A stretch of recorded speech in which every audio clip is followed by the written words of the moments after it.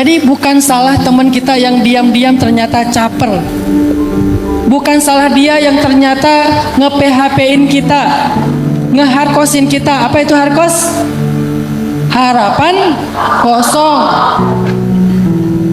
Bukan salah dia, bukan salah teman kita. Memang takdirnya mereka berdua. Kita aja yang kegeeran.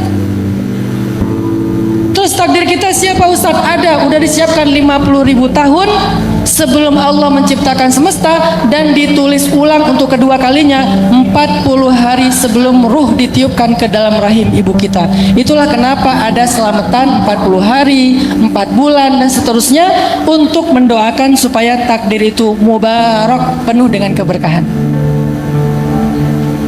Jadi udah ditulis sebelum kita lahir, udah ditulis sebelum semesta diciptakan, dan kita punya jodoh kita, dan itu yang terbaik dari Allah. La tayasu, la tahzan. Jangan berputus asa, jangan khawatir. Udah ada jodohnya masing-masing, udah ada jatah rezekinya masing-masing. Sehingga kalau misalnya kita berdagang nih ceritanya dalam mencari rezeki, orang yang percaya kepada takdir nggak akan curang. Orang yang percaya kepada takdir nggak akan menzalimi hak orang lain, nggak akan mengambil yang bukan haknya. Orang yang percaya kepada takdir, beriman kepada takdir, nggak akan khawatir kalau di jalan itu ada 1000 pedagang yang sama. Kenapa? Sebutir beras pun nggak akan ketukar. Lalu kenapa kita dengki sama teman kita yang mungkin tiba-tiba hari ini rame, besoknya giliran yang lain? Bukankah semuanya watilkal ayyam nudawiluha bainan nas? Bukankah setiap hari itu Allah mempergilirkan di antara manusia? Maka kenapa hasad? Kenapa dengki? Kenapa jadi menggosipi teman kita yang punya kelebihan rezeki dibandingkan kita? Sebutir beras pun gak akan ketukar. Sebutir padi pun gak akan ketukar. Terus kenapa harus mencari yang haram? Kenapa harus menghalangi hak orang lain? Kenapa harus menjelek-jelekan dagangan orang lain? Kenapa harus dengki dan menghina orang lain? Apakah dengan begitu kita merasa bahwa kita akan mendapatkan lebih dari dia? Enggak akan ketukar walaupun kita menghina dia. An-nas, kata Nabi, law ijtama'u ala ayyadurruk lan yadurruka illa bima kataballahu alaik. Walau ijtama'u ala an yanfa'uk lan yanfa'uka illa bima kataballahu lak. Manusia kalau mereka berkumpul pengen nyusahin kamu, pengen menyulitkan kamu, pengen mencelakai kamu, lan yadurruk, mereka nggak akan bisa mencelakai kamu, merugikan kamu walaupun sedikit, illa bima kataballahu alaik, kecuali sesuai dengan apa yang Allah tuliskan atasmu. Jadi kalau ada orang yang semuanya ngejelek-jelekin kita, terus kita kayak jadi insecure, ada nggak ya laki-laki yang mau sama saya? Setiap yang datang belum masuk ke gerbang rumah udah jelek-jelekin sama tetangga. Awas di situ ada anjing galak.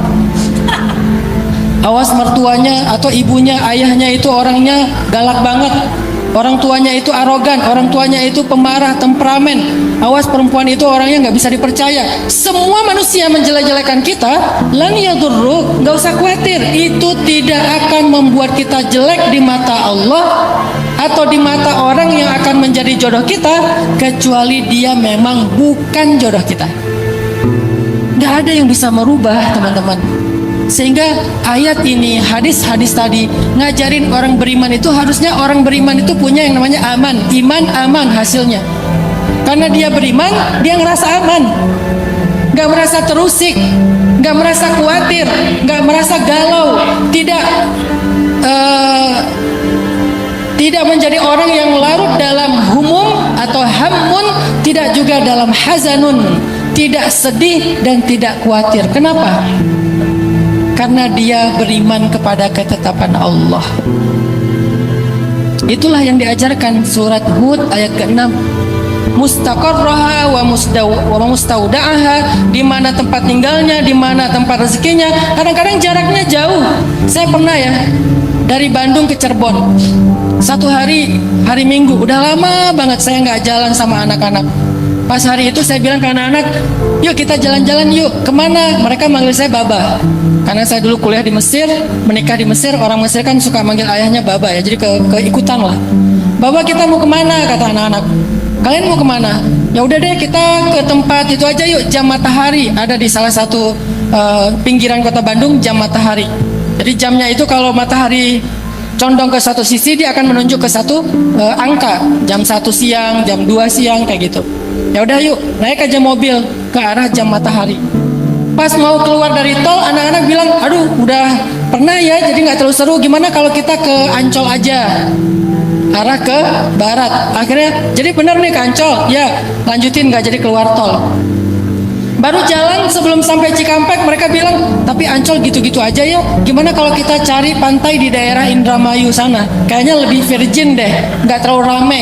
Akhirnya balik ke kanan, menyusuri Indramayu, nyari pantai, berhenti nggak ada yang bagus, berhenti nggak ada yang cocok.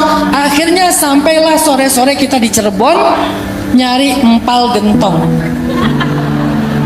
Kebayang nggak dari Bandung nyari empal gentong ke Cirebon, mutar dulu ke Cikampek, dan dulu belum ada Cipali. Jadi lewat Pantura sampai ke Cirebon. Di Cirebon kita nggak sengaja mampir di sebuah warung yang ada di pinggir jalan. Di antara sekian banyak warung, pas mampir, orang yang punya warungnya curhat. Untungnya waktu itu saya belum main sosial media, jadi dia nggak minta foto. Dia curhat, dan curhatnya untungnya nggak direkam sehingga nggak viral. Dia curhat bilang apa? Ustadz, Pak, waktu itu kan nggak kenal ya, Pak, makasih ya udah mampir, dari pagi nggak ada yang datang ke warung kami. Akhirnya karena dia curhat, saya nggak tega. Selain saya makan bareng keluarga, saya bungkusin yang banyak supaya dia senang. Maka saya belanja lumayan banyak di situ. Kemudian kita lanjutkan perjalanan sampai di Bandung lagi, udah menjelang tengah malam, hanya untuk makan empal gentong di Cirebon. Mustaqarraha wa mustaudaha. Begitulah cara Allah. Pernah juga saya di mall. Di mall itu saya kayak mau lagi keluar dari mall, mau pulang, tapi salah ngambil jalan keluar. Pas saya salah ngambil jalan keluar, harusnya pintu utara, saya malah ke pintu barat. Saya ngelewatin satu toko di pojok banget. Dia lagi jualan kayak kaos-kaos cowok gitu yang ada tulisan-tulisan tentang sahabat Nabi, kata-kata bijak. Pas saya lewat, ini bagus nih kaosnya. Akhirnya saya belanja di situ. Saya berpikir, tempat dia itu nggak strategis, ada di pojok. Tapi bagaimana cara dia mendapatkan konsumen? Allah mendatangkan konsumen ke tempat dia dengan cara salah milih jalan keluar dari mall. Mustaqarraha wa mustaudaha. Rezeki kayak gitu. Sering banget saya ngalamin. Saya pernah jalan ke daerah Bengkulu. Ada acara tablik akbar di Bengkulu, tapi bukan di kota Bengkulunya, agak di pedalaman sekitar 5 jam lah dari kota Bengkulu. Terus pas saya pulang, panitia nanya, Ustadz mau makan di restoran mana? Saya bilang, jangan restoran boleh nggak? Saya pengen makan makanan lokal di warung-warung kecil aja. Saya lebih suka makanan lokal daripada restoran yang udah mewah. Oh boleh Ustadz, nanti kita mampir aja di mana Ustadz berkenan. Jalan, tiba-tiba kita mampir di sebuah warung makan yang makanan Padang. Dan itu agak gede warung Padangnya. Pas mampir depan warung Padang, kita keluar dari mobil, saya ngeliat warungnya. Kalau warung Padang ada di mana-mana ya. Saya di Bandung juga udah pernah. Akhirnya saya belok sedikit ke sebelah warung Padang, ada warung kecil makanan lokal. Saya masuk ke situ. Ini kejadian setahun yang lalu. Pas saya masuk, mereka langsung pada gini. Saya langsung sebagai orang yang sering diajak foto langsung punya feeling. Kenal ini, kayaknya kenal ini, dari mimiknya, dari gaya-gayanya nih kayaknya kenal. Pada gini-gini. Akhirnya saya duduk, topi saya giniin, gini aja. Terus pas saya ngomong, tuh kan, kata mereka, ketahuan gara-gara suara saya. Akhirnya kata mereka, Ustadz nih. Lama-lama mereka bilang, Ustadz, salah satu yang kerja di situ, waitersnya, dia bilang gini, Ustadz, udah setahun saya istighfar, berdoa supaya Allah mempertemukan saya dengan Ustadz. Setahun dia istighfar. Dia ada di sebuah pelosok jalur lintas provinsi. Warungnya kecil, parkirannya sempit. Justru warung yang besar itu di sebelahnya, parkirannya luas. Dan waktu itu saya ditawarkan panitia untuk makan di sebuah restoran yang lain. Saya bilang saya pengen yang makanan lokal aja. Dan tak kenapa berhenti di situ, ketemu dengan dia. Dia bilang ini adalah cara Allah menjawab doa saya. Ustadz nyasar di warung saya. Akhirnya setelah selesai makan, pasti foto-foto, tapi makanan nggak diskon.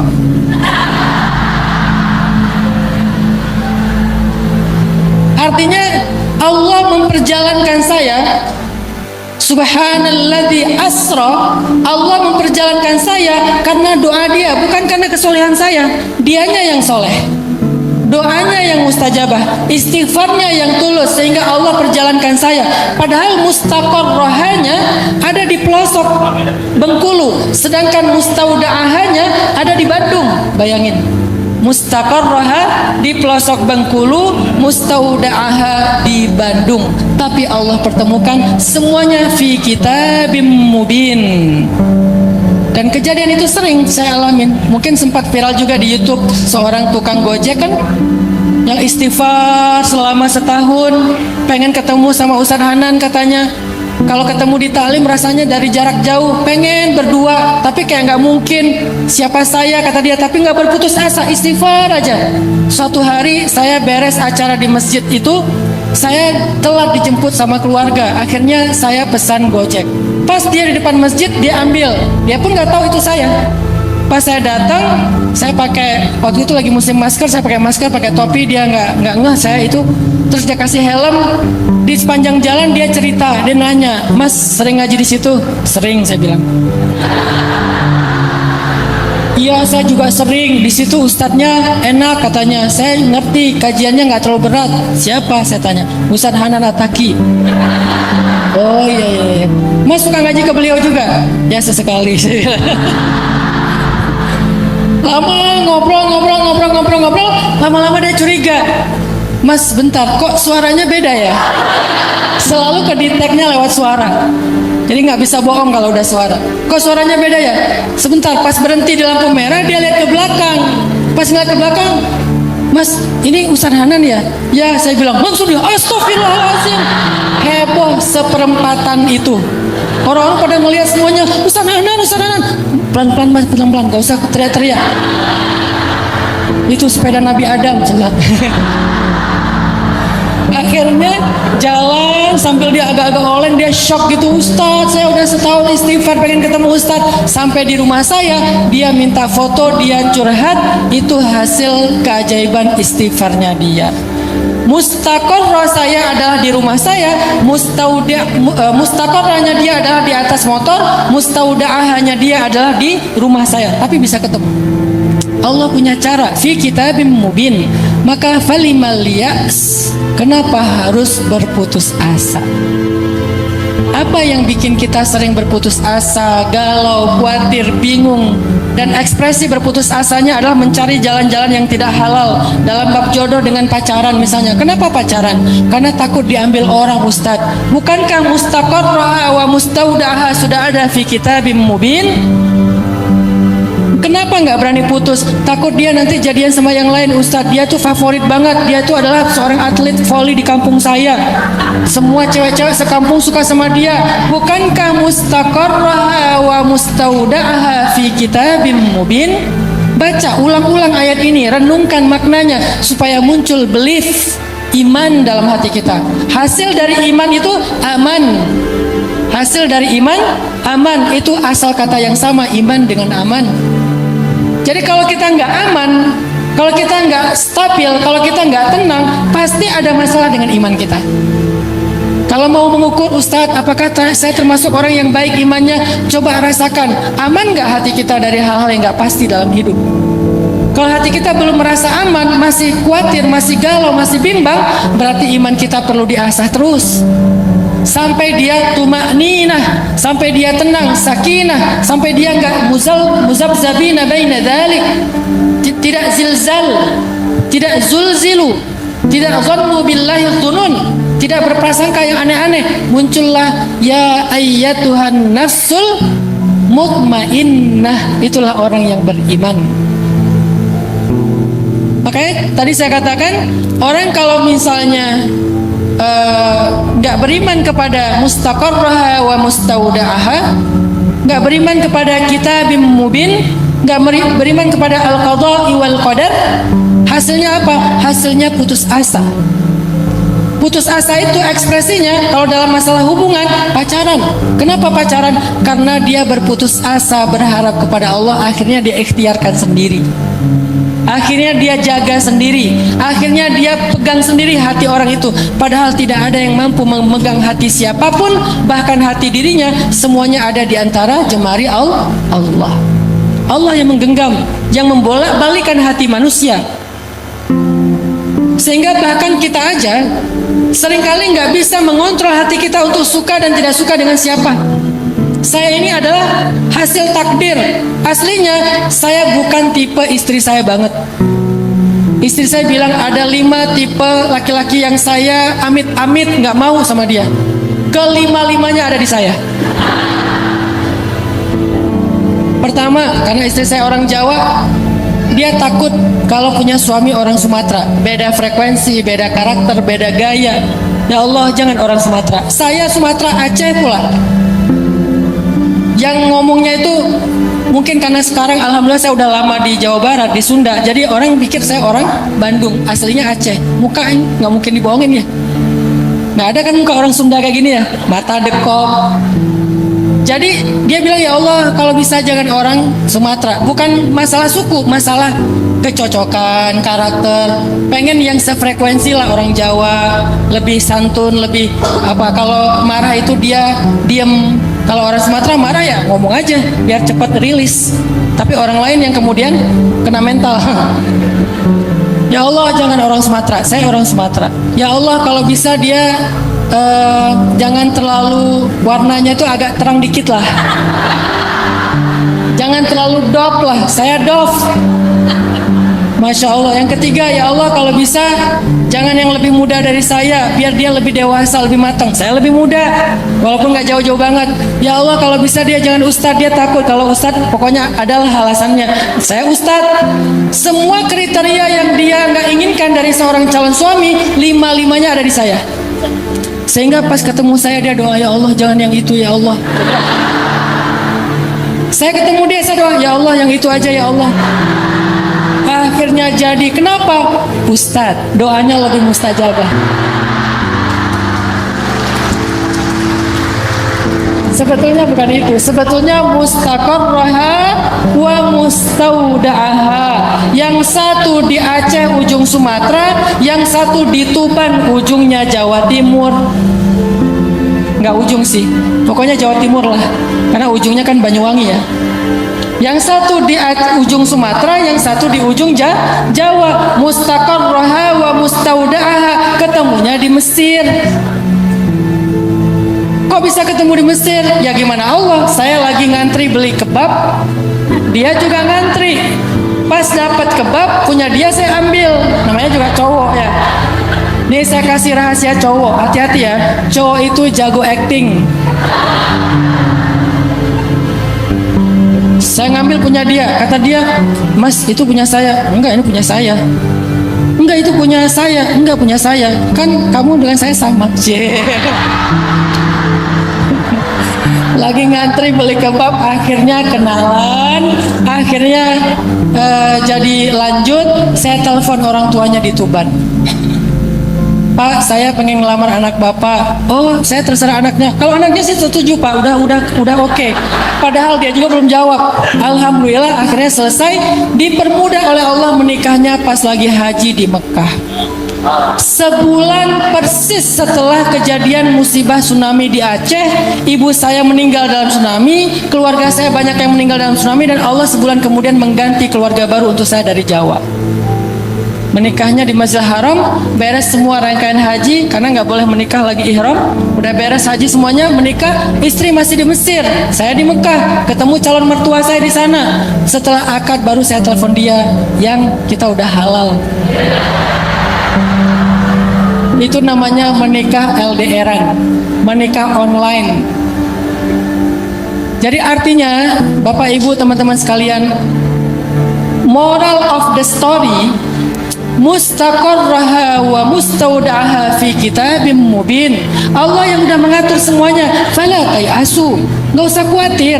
La tahzanu, nggak usah khawatir, nggak usah bingung. Serahin aja sama Allah dengan ikhtiar terbaik kita. Kalau gitu kita nggak perlu ikhtiar, Ustaz. Perlu. Kenapa? Ada seorang sahabat bertanya kepada Nabi dalam hadis riwayat Tabrani. Kata dia gini, ya Rasulullah, apakah semua perbuatan kita sudah dicatat dalam takdir? Kata Nabi, ya. Kalau gitu kenapa kita beramal ya Rasulullah? Kata Nabi, beramallah kalian karena segala sesuatu itu dimudahkan kepada apa yang dia lakukan.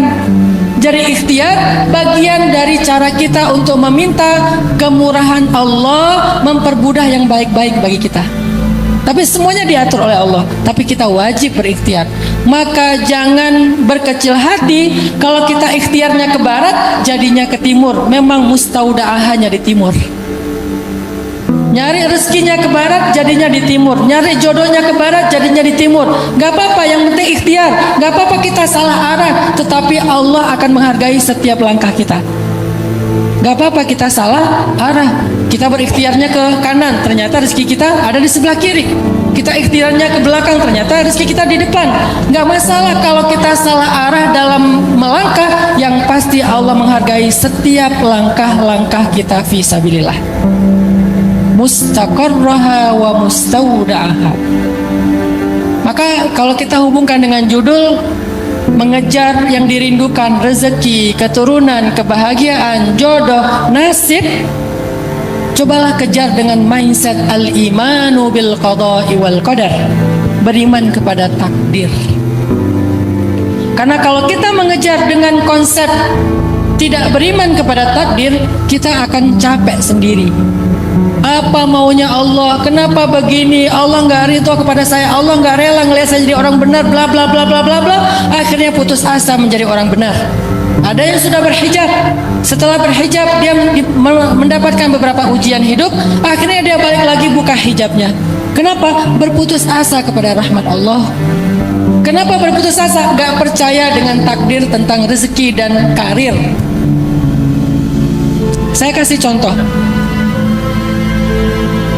Tahun 2015, waktu itu saya masih punya usaha kecil-kecilan kayak jual pulsa, bikin penerbitan buku kecil-kecilan di rumah. Waktu itu usaha saya lagi drop, sehingga penghasilan saya paling sebulan 2 juta, 3 juta, dan selalu habis untuk kebutuhan sehari-hari. Udah lama saya nggak megang uang lebih dari 2 juta atau 3 juta. Tiba-tiba satu hari ada sebuah project, saya dapat untung 15 juta cash. Begitu saya dapat uang untung halal 15 juta, saya bahagia banget. Alhamdulillah bisa megang uang 15 juta, mau ditabung, mungkin bisa dipakai untuk beli ini dan itu. Baru seminggu saya megang uang 15 juta, tiba-tiba saya sakit, kena DBD, harus dirawat di rumah sakit. Karena saya ngerasa punya uang cash, akhirnya saya di rumah sakit pengen dirawatnya tuh yang nyaman. Saya pilih kamar yang sendiri, nggak join sama pasien lain. Biar istri saya bisa nungguin saya dengan nyaman, biar dia nggak akan sakit setelah ngejagain saya. Ada sofa bed buat dia istirahat, ada kulkas buat nyimpanin makanan buat dia, yang nyaman lah walaupun sedang sakit, supaya istri saya bisa ngerawat saya dengan baik. Setelah beberapa hari dirawat di rumah sakit, saya dibolehkan pulang, udah sembuh. Bayarlah tebusan biaya rumah sakit persis 15 juta. Sampai di rumah saya ngelamun aja. Masya Allah, Allah baik banget. Kenapa saya bilang Allah baik banget? Allah tahu seminggu lagi saya mau butuh uang 15 juta untuk berobat di rumah sakit. Karena sakit saya DBD itu udah ditulis di dalam takdir 50 ribu tahun yang lalu. Allah tahu itu, maka untuk memudahkan saya, Allah kasih saya bekal 15 juta dengan satu proyek untuk berobat. Betapa baiknya Allah. Ini orang yang beriman kepada takdir. Kalau orang gak beriman kepada takdir, ngomongnya beda. Apa maumu ya Allah? Kayaknya engkau gak senang ya ngelihat saya happy sebentar. Baru dikasih rezeki 15 juta seminggu, kenapa sih diambil lagi? Tega banget Allah sama saya. Allah zalim sama saya. Apa yang kurang dari saya? Bla bla bla. wa tazunnuna billahi dzunun, dan kalian berprasangka kepada Allah dengan banyak prasangka yang enggak baik. Kenapa? Karena kalian lupa kepada semua itu ketetapan Allah. Allah tahu seminggu lagi saya mau sakit, makanya Allah kasih, Hanan, nih uang 15 juta buat berobat ya. Seandainya saya bisa mendengar wahyu, saya nggak akan salah paham. Cuman kan kita nggak bisa mendengar wahyu. Lalu bagaimana cara kita memahami maksud Allah? Dengan iman kepada takdir. Kalau enggak kita akan salah paham, ngira Allah itu jahat banget, ngasih uang 15 juta baru seminggu diambil lagi. Bukan diambil, emang uangnya buat berobat. Uang itu bukan untuk beli motor, uang itu bukan buat ditabung, uang itu bukan hak saya. Uang itu adalah anugerah Allah, karena Allah tahu saya butuh uang 15 juta untuk berobat seminggu lagi. Jadi Allah itu lagi nolongin saya atau lagi jahat sama saya? Lagi nolongin saya. Itulah angle orang yang beriman kepada takdir. Tapi angle orang yang salah paham kepada takdir, yai'as wa yusi'udzan billah, dia berputus asa, dia berburuk sangka kepada Allah, dan itu awal dari keluh kesah hidupnya. Akhirnya dia putus asa, dia bilang, Allah nggak rela saya jadi orang benar nih kayaknya. Susah payah saya sabar cari rezeki yang halal, sekali-kalinya dapat 15 juta, baru seminggu udah diambil lagi. Kayaknya saya harus balik lagi kayak dulu cari rezeki yang tidak halal. Itu orang yang berputus asa. Sehingga Rasulullah SAW dalam hadis riwayat Tabrani juga pernah bilang gini, ini hadisnya sahih, kata Nabi, al-imanu bil qada'i wal qadar yuzilul hamma wal hazan. Iman kepada takdir akan menghilangkan al-hamma wal hazan. Apa itu al-ham? Al-ham itu artinya rasa sedih, trauma, luka, long grieving process, berlarut-larut dalam kesedihan di masa lalu. Itu namanya al-ham, humum. Sedangkan al-hazan, rasa khawatir, rasa bingung, rasa takut, rasa galau, rasa bimbang tentang masa depan. Itu namanya al-hazan. Maka orang yang beriman kepada takdir akan sembuh luka masa lalunya, akan tenang menjalani masa depannya. Yuzilul hamma wal hazan. Itulah kenapa kita diwajibkan beriman kepada rukun iman yang keenam ini, al-imanu bil qada'i wal qadar. Wajib kita beriman. Kalau enggak, maka cacatlah iman kita. Dan itu enggak bisa dipisah-pisah. Beda sama rukun Islam. Rukun Islam kalau ada yang kita nggak bisa amalkan, maka dimaafkan. Misalnya kita nggak bisa haji karena emang nggak mampu. Kita nggak berzakat karena tidak memiliki kelebihan rezeki. Tidak sampai nisab, tidak sampai haul dan seterusnya. Oke, itu rukun Islam. Tapi rukun iman nggak ada satupun yang boleh kita tolak. Semuanya kita ambil. Dan kalau kita kaitkan dengan sifat wajib bagi Allah yang 20, Allah itu kudrat, iradat, ilmun. Allah tahu, Allah mampu, Allah mau. Jadi nggak ada satupun yang terjadi di luar Allah tahu, di luar Allah mampu, di luar Allah mau. Semuanya dalam ketentuan Allah. Itulah al-imanu bil qada'i wal qadar. Sehingga la tahzanu teman-teman tentang jodoh. Jangan khawatir. Ustadz, umur saya udah 27 tahun, perempuan. Umur saya udah 27 tahun Ustadz, ada nggak jodoh saya Ustadz? Ada, tunggu ya bentar lagi insya Allah. Kenapa Ustadz? Karena Sayyidah Khadijah aja 40 tahun. Ustadz, umur saya udah 30 tahun. Oh, dikit lagi tuh. Ustadz, umur saya udah 35. Bentar lagi tuh. Sabar. Ustadz udah 39. Nah, Ustadz udah lewat 45. Gimana Ustadz? Kan kita bukan Khadijah. Emang kita sesoleha Khadijah? Artinya la tayasu. Ada yang menikahnya baru ketemu dengan jodoh sejatinya di usia 60 tahun. Bisa. Ada yang di usia 25 tahun, ada yang di usia 50 tahun dan seterusnya. Yang penting jangan khawatir. Ini baru 12 tahun. Aku punya jodoh nggak ya? Baru 12 tahun, baru lulus SD, udah mikirin jodoh. La tahzan, nggak usah khawatir. Jadi apa arti la tahzan? Bukan jangan sedih. Dalam konteks ayat itu adalah jangan khawatir. Kalau jangan sedih itu bukan al-hazan, tapi al-ham. Ada seorang sahabat namanya Abu Umamah. Dia sering duduk di masjid sambil ngelamun, padahal belum waktunya sholat. Sehingga Nabi datang pada dia terus nanya, ya Abu Umamah, mali araka fi masjidin min ghairi waqti sholah. Wahai Abu Umamah, kenapa aku selalu menemukan kamu di masjid padahal bukan waktunya sholat? Ada apa ya Abu Umamah? Malham. Apa masalah kamu ya Abu Umamah? Jawaban Abu Umamah, humumun wa duyunun ya Rasulullah. Saya lagi sedih ya Rasulullah. Saya banyak hutang ya Rasulullah. Saya terjebak pinjol ya Rasulullah. Misalnya ya, humumun wa duyunun ya Rasulullah. Terus Nabi bilang, ala u'allimuka kalimatin. Boleh enggak? Mau enggak aku ajarin kamu satu kalimat, satu doa. Nih semacam dikasih ijazah sama Nabi. Kalau kamu baca doa ini di waktu pagi dan petang, Allah akan menghilangkan humummu, sedihmu, dan membayarkan hutangmu. Apa itu ya Rasul? Kata Nabi, Qul Allahumma inni a'udzubika minal hammi wal hazan, wa minal ajzi wal kasal, wa minal jubni wal bukhl, wa min ghalabatid dain wa qahrir rijal. Kata Abu Umamah, setelah saya mendawamkan doa itu setiap pagi dan petang, Allah pun menghilangkan sedih saya dan membayarkan hutang-hutang saya. Artinya apa?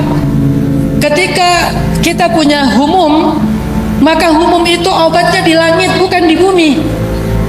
Ketika kita punya hazan, obatnya hazan itu di langit, bukan di bumi. Maka jangan pergi mencari obat di bumi untuk semua penyakit dan keluh kesah hati, jiwa dan mental kita. Carilah di langit. Bagaimana cara cari di langit, Ustaz? Mi'rajlah ke langit. Bagaimana cara kita mi'raj ke langit, Ustaz? Letakkan jidat kita sejajar dengan kaki kita dalam sujud. Itulah mi'rajnya seorang mukmin kepada Allah. Sehingga dengan cara itulah kita mencari obat hati kita. Aku lagi sedih nih, wudu, Allahu Akbar. Salat apa Ustaz? Boleh salat hajat, boleh salat taubat, boleh salat mutlak. Berapa rakaat Ustaz? Bebas, namanya juga mutlak. Allahu Akbar. Salat. Pas sujud, panjangin sujudnya. Doa, Ustaz nggak hafal doanya, nggak tahu bahasa Arab. Ya udah, nanti beres salat baru doa. Karena kan kalau di dalam sholat kita ucapkan selain ucapan doa ataupun yang diajarkan oleh Rasulullah dan para ulama, batal sholat kita. Maka setelah sholat, ya Allah, saya sedih. Barusan saya diputusin dengan cara yang sangat kejam. Dia bilang gini, ya Allah, kita jadi adik kakak aja ya. Saya daripada jadi adik kakak mending jadi musuh ya Allah. Curhat sama Allah, munajat, syakawa, wa tashtaki ilallah. Khawlah bintu Sa'labah ditolong oleh Allah karena suka curhat kepada Allah, dan curhatnya direkam di dalam surat curhat. Apa surat curhat? Ada nggak surat curhat dalam Al-Quran? Ada, namanya suratul mujadalah atau mujadilah. Itu surat curhat. Ayat pertamanya tentang curhat. Qad sami'allahu qawlan lati tujadiluka fi zawjiha wa tashtaki ila Allah wallahu yasma'u tahawurakuma. Sama Allah, ilmun sama, Allah mendengar. Jadi obatnya di langit, minta sama Allah. Akhirnya Allah hilangkan humum, Allah hilangkan hazan, Allah hilangkan segala keluh kesah di hati kita. Tapi modalnya iman kepada Allah. Ada orang yang udah berdoa tapi belum hilang humum dan hazannya karena tidak beriman kepada takdir Allah, gak beriman kepada pengaturan Allah, gak beriman bahwa Allah itu sayang sama kita. Allah itu dasarnya gak tegaan sama kita. Apa arti gak tegaan dalam bahasa Arab? Ra'fah. Dan sifat Allah atau nama Allah itu Ra'ufun, maha tidak tega. Rahmanun, maha pengasih. Apa arti maha pengasih? Gampang kasihan. Rahman, gampang kasihan, nggak tega. Udah Rahman, Rahim, Raufun. Coba kurang apa Allah itu sama kita? Dasarnya gampang kasihan, dasarnya sayang banget, dasarnya nggak tega sama hambanya. Lebih daripada sayang, nggak tega dan kasihan seorang ibu kepada putranya. Allah lebih dari dari siapapun. Kalau Allah kasih sayang kepada kita lewat manusia, itu cuma 1/sekian ribu dari satu bagian kasih sayang yang dibagi rata. 99 disimpan Allah khusus untuk hamba-hamba yang Allah kehendaki. Jadi dasarnya Allah itu kasihan sama kita. Jadi kalau ada orang yang kasihan sama kita akhirnya nolongin, Allah lebih daripada dia. Kalau ada orang yang gak tegaan sama kita untuk menyakiti, Allah lebih daripada dia. Kalau ada orang yang sayang banget sama kita sampai berkorban, Allah lebih daripada dia. Maka kenapa kita sedih dan khawatir? Kenapa kita sedih dan khawatir? Kita punya Allah yang maha sempurna. Enak banget orang yang beriman itu. Makanya Nabi bilang, ajaban li amril mu'min, inna amrahu kullahu khair. Mukmin itu menakjubkan, mukmin itu hebat banget, mukmin itu keren banget. Semua urusannya baik, semua urusannya baik. In asabathu sarra syakara fakana khairan lah, wa in asabathu darra sabara fakana khairan lah, wa laysa dzalika li ahadin illa lil mu'min. Kalau dia dapat nikmat, dia bersyukur, itu kebaikan buat dia. La in syakartum la azidannakum. Kalau kamu bersyukur, Allah tambahkan nikmatnya untukmu. Kalau dia dapat nikmat, dia bersyukur, nambah nikmat, nambah kebaikan. Wa in asabathu dharra, kalau dia dapat keburukan, dia bersabar, dan di situ juga ada kebaikan. Apa kebaikan di balik keburukan? Fa inna ma'al usri yusra, inna ma'al usri yusra. Apalagi kebaikan di dalam keburukan? Wa asa an takrahu syai'an wa huwa khairul lakum, wa asa an tuhibbu syai'an wa huwa syarrul lakum.